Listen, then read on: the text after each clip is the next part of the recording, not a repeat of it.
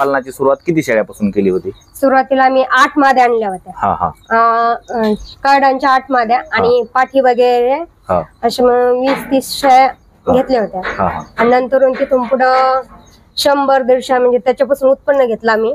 हा तर उत्पन्न घेतलं आणि आता सध्या तुमच्याकडे 40 म्हणजे संख्या आहे. सुरुवातीला 100 ते 120 पर्यंत कटिंग मार्केटला काही विकून, काही शेतकऱ्यांना विकून, बर पाळणाऱ्यांना, पशुपालकांना. बर आता सगळ्यात महत्वाचं कसं असतंय, तुमचं ज्यावेळेस फार्मची सुरुवात झाली म्हणजे तुम्ही दोघं नवरा बायको यामध्ये कामकाज करतात, मिस्टराच्या अनुपस्थितीमध्ये तुम्ही इथं काम पाहतात.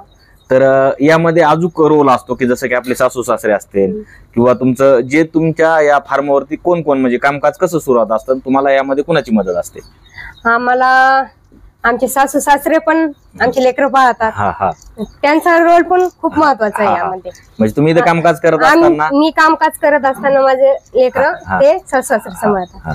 माझा दीर झालं ते त्यांची आर्थिक मदत म्हणजे भरपूर आहे सेड मध्ये. म्हणजे उभारणी करतात सगळं, म्हणजे आर्थिक जे अडचण असेल ते सगळं म्हणजे तेच सॉल्व्ह करतात. म्हणजे तुमचे दीर माझे वैजनाथ फुंदे ते पुण्याला असतात ऍक्सिस बँक मध्ये. म्हणजे त्यांनी तुम्हाला या फार्म उभारणी करण्यासाठी बरीचशी मदत केली.